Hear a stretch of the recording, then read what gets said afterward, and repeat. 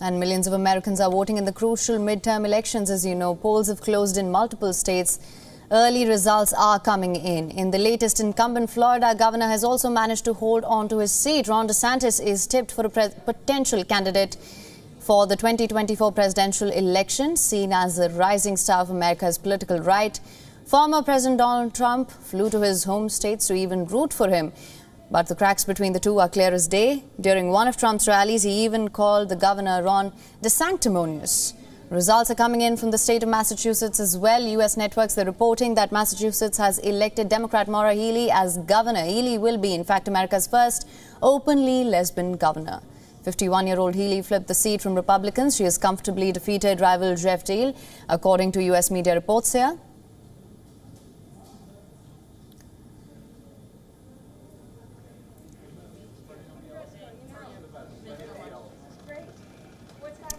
Now, for more on this, we're being joined by Stephen Golub. Thank you so much from California. My first question to you, Mr. Golub. Incumbent Florida governor has managed to hold on to the seat. Massachusetts elected Maura Healey, as I mentioned. Also, we heard the news about Sarah Sanders as governor. How do you assess the momentum here, and how do the Democrats and Republicans have campaigned, in your opinion, to energize the voters in these midterms? Thanks for having me. DeSantis is the most significant victory, not because his victory was in doubt. Most observers seem sure he was going to win, but this is, as you pointed out, a potential presidential candidate, and maybe even his stature is even greater than that, in the sense that he's seen as Donald Trump's greatest rival for the Republican nomination right now. Now, that being said, and there is tension between the two, with Trump calling him desanctimonious, not the worst of Trump's insults, but an insult nevertheless. Having said that, it's expected that Trump will announce for president in the coming week or so. And if DeSantis doesn't do well against him in the primaries, or just doesn't seem to be doing well even leading up to the primaries, the state-by-state votes, by which Republicans pick their nominee, I would not be surprised if DeSantis steps down, steps back, makes peace with Trump. As for more general trends, it's, the biggest one really, in terms of the party's preparation, is the Democrats, even though Joe Biden has had, in most respects, a very good track record in terms of passing legislation, the most in 50 years by a president, in terms of dealing with a foreign policy crisis, the Ukraine-Russia war, or Russia's invasion of Ukraine, I should say. He's dealt with that very well. He's down in the polls, and that's dragging the Democrats down. In terms of the Democrats' strategy, perhaps they should have focused more on the economy and focused more on holding the Republicans partly responsible for the inflation that's plaguing the U.S. economy, as it is much of the world. But that's second guessing at this point. Right. Mr. Golub, I'm going to have to ask you to stay on with us. Thank you so much for your insight on that. Just going across to our correspondent, Susan Tehrani, who's joining us from New York. Susan, early reports are coming in. We heard the news about Sarah Sanders. Florida Governor Ron DeSantis has managed to hold on to his seats. Also, Maura Healey in Massachusetts. What can you tell us? Yeah, we're also hearing that Marco Rubio is also clinching to his Senate seat in Florida as well. We talk a lot about Ron DeSantis in Florida and this governor's race. He really is a rising star, but we also need to take into consideration with Marco Rubio also being a Republican and clinching that seat. At one point, Miami-Dade County, Florida was really a Democrat stronghold. Florida was at one point considered to be a purple state, believe it or not. And right now, that is hardly the case, despite the fact that we saw high-profile Democrats really going to Florida and campaigning over there. Floridians have turned red, and we really are seeing that kind of change in a state like Florida very early on in the night during the midterms. So I thought that was extremely significant. Very tight nail-biter races continue as the numbers come in places like Georgia as well. New Hampshire is very interesting. We're watching it, although many votes haven't been counted yet. We did talk about a possible blue mirage. We might be looking at that in New Hampshire right now. So it's going to be a long night, perhaps a long couple of days, if not weeks. But I think regarding Florida, that was really interesting. Right. Absolutely, Susan. Mr. Golub, coming back to you now. The swing of the states still very hard to predict, of course. Inflation and abortion rights, however, they've come on top as major voter concerns. How do you see this impacting the results going forward?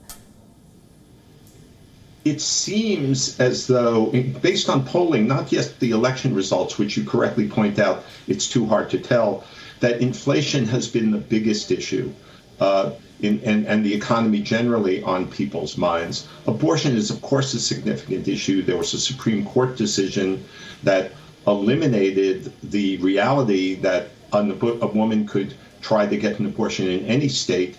It permitted states to ban abortion, and a number of them have.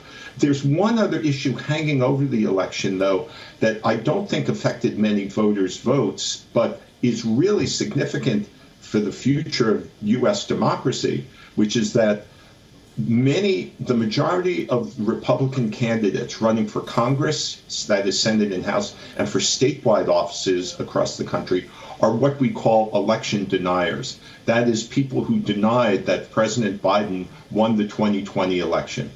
And that's really significant for the for the future of democracy in the U.S., as is the fact that many people being elected, Republicans being elected, who will be elected on a statewide level in this year, may have a very big hand in determining what votes are counted, what votes are discounted in the 2024 presidential race.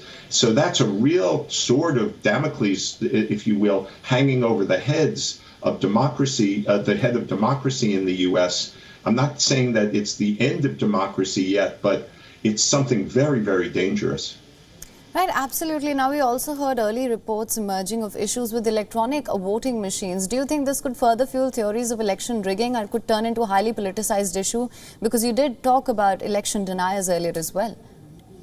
No doubt at all. I want to emphasize, though, that these scattered stories are really based on little technical glitches when you have 50 different states, each organizing their own elections in effect. It's not like India, I believe, or most countries where there's a national election commission, and the elections are pretty consistently run across a whole nation. In the U.S., where you have 50 states and many localities administering elections, all sorts of different systems in place, there will be glitches. There have been several glitches. But to get back to your very good question, what people on the far right will do, the far right of the Republican Party, whether online or otherwise, including Donald Trump himself, come to think of it, is make it seem like these were intentional, like Republican votes are being excluded or being blocked. That really isn't the case. All of these charges of electoral fraud in the past have been proven wrong. Judges, both Republican and Democrat, both Trump appointed and otherwise, have discounted these kinds of charges of electoral fraud.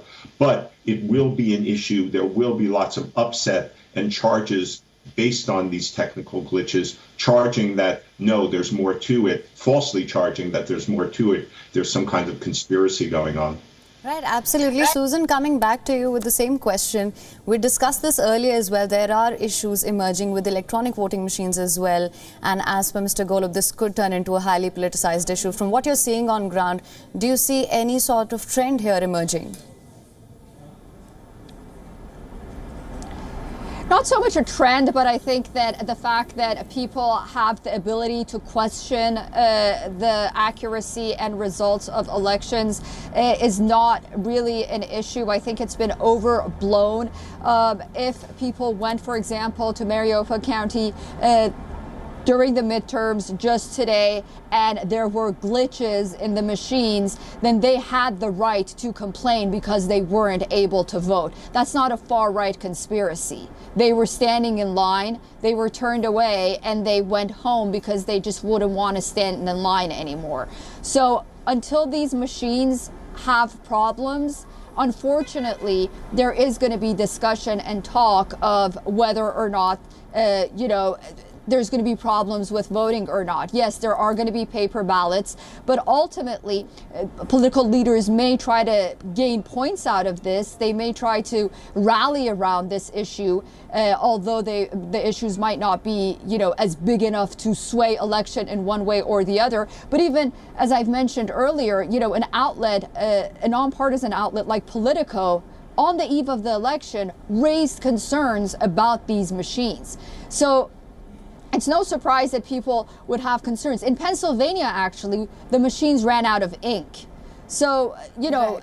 whether or not they're widespread or not, this problem needs to be resolved. And if people are questioning it, to ultimately call all of them far-right conspiracy theories, that really alienates a large population of the American society. Right. And that really, again, they feel left out. So they have to have the ability to question it, but these machines really also have to, at the end of the day, resolve their problems. Right, absolutely. Susan, you raised a very important point there. Mr. Golub, coming back to you now, we've heard from a lot of voters that they feel upset that somewhere the campaigns have failed to address day-to-day issues such as the cost of living, inflation. What do you think about this? Well, just very briefly to reply to Susan and her excellent reporting, I think no one's questioning that there have been actual glitches or that people can be legitimately annoyed and inconvenienced by this. But we've had 2 years of Donald Trump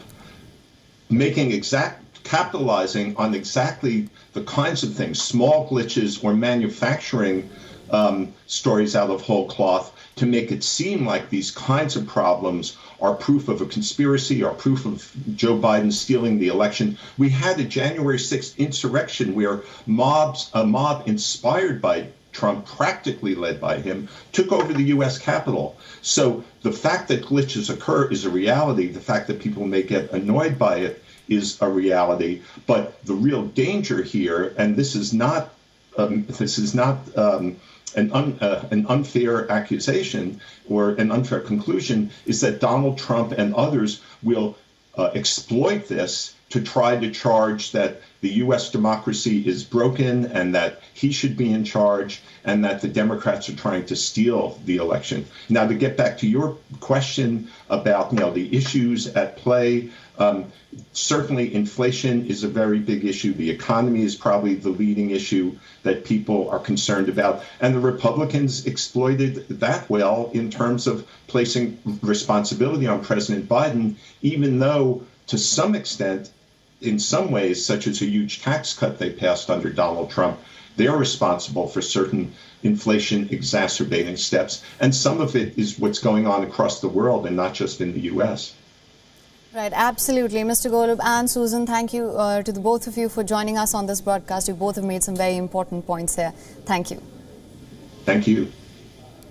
WION is now available in your country. Download the app now. Get all the news on the move.